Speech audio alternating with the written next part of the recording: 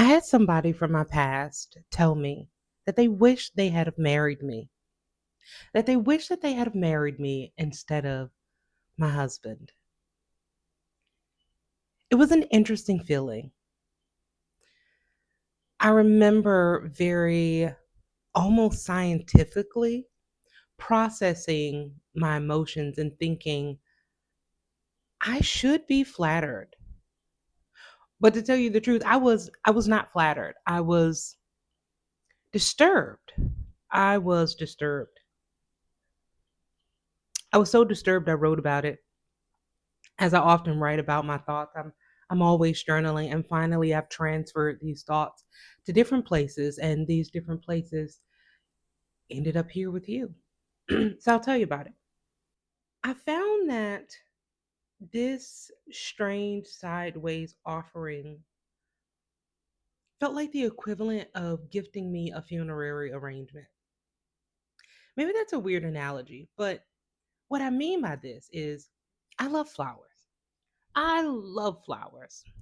When I was with my spouse, I often asked him to buy me flowers. He often did not. In fact, I think over the course of the 12 years we were together, he probably bought me two, maybe two. A total of two flowers? No, maybe a total of two bouquets. But I bought myself many bouquets. I still buy myself bouquets. I even pick flowers. When I'm walking down the street and I see a pretty flower, I'm so sorry if that's in your yard because it's now mine, honey. It is now my flower, okay? I love flowers. But I do not want flowers that have been laid as a sacrifice for someone else's demise. Because honestly, is that not just a sign that you're next? like I'm next in line for this to be in the ground. That's really what it felt like. Another offer of strange declarations with my labor as the exchange, my being, my soul, my personhood, my humanity as the exchange. And it made me think about something that happened when I was younger. It made me think about a few lessons that I've consistently learned with dealing with men. Now, I know for safety's sake, I must say not all men, but as I told someone I had a conversation with about 6 months ago, almost to this date,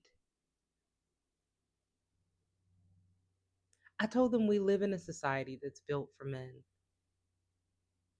So they're often given the benefit of the doubt. So when I speak truth, when I speak my truth, it's not heard, it is a suggestion, it's not a real thing.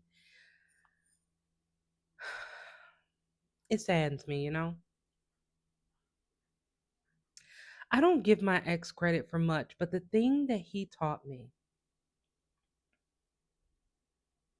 the thing that he was excellent at teaching me, was that binding myself to a man who was not and is not doing the internal work is a losing game.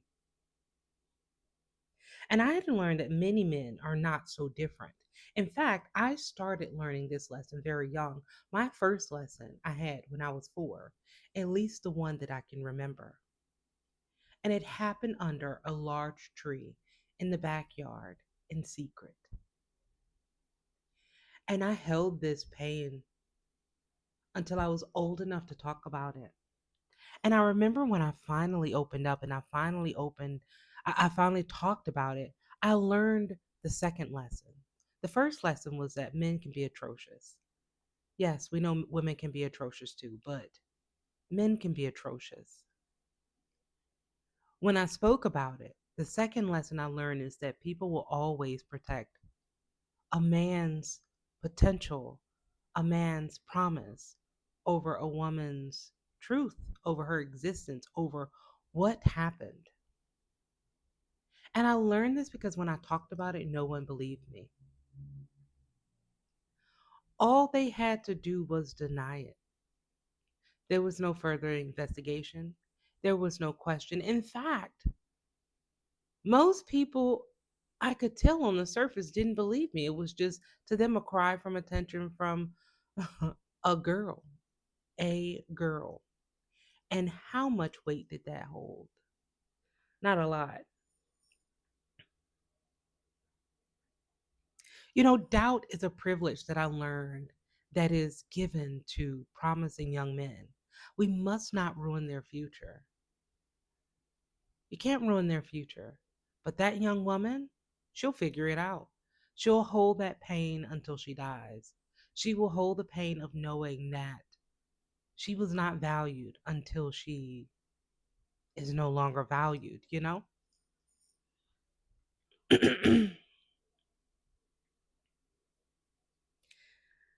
I learned that women carry the burden of men's mistakes, and they're not so mistakes, but they'll call it a mistake. And I learned this even more so, the nail in the coffin. The nail in the coffin, plus the funerary floral arrangement, right?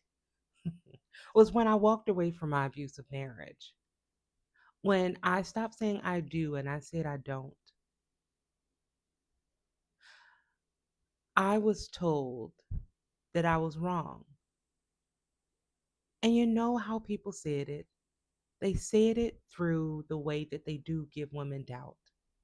They don't give them the benefit of the doubt that what they're saying is true. They give them the benefit of the doubt that what they believe is true is true. So they teach you to kind of gaslight yourself because they can't be bothered to consider you. And it's interesting because I can remember moments when I walked away before I finally decided that this was enough. And people said the exact same words to me then as they did when I decided to leave for good. They said, he didn't mean it. You don't think he meant it. I'll never forget I told someone about the time when I knew I had to leave, I had to get out. It was the first time that I knew for certain that he would hurt me. He'd come home. I don't know what was wrong with him, but it had gotten to a point where I would try to be in bed before he got home so I would not have to interact with him. And this particular day, he came home and I was in the bed praying for sleep to come so I would not have to interact with him. And he did what he'd gotten in the habit of doing. He turned on all the lights and he yelled at me. And he said, you can stop pretending to sleep. I know you're awake. He started to accuse me of cheating on him, which was something that had become a regular occurrence. He accused me of cheating on him with men outside of our home, just random men on the street. To me, they were like imaginary friends. I had no clue what he was talking about. And it escalated as he kept accusing me. And I remember I got up because I was afraid that I would have to defend myself. And I reached for a knife because that's how bad it had gotten. And he said, oh, you think that's there? That's not there. I knew about that the whole time. And he shoved a bed on me. He pinned me against the wall and he proceeded to scream at me and say the most foul and unkind things that I guess could come into his heart at that moment at me. And he said to me, if I don't care about your life, no, he said, if I don't care about my life, why would I care about yours? And you know what people said when I told them that? You don't think he meant it, do you?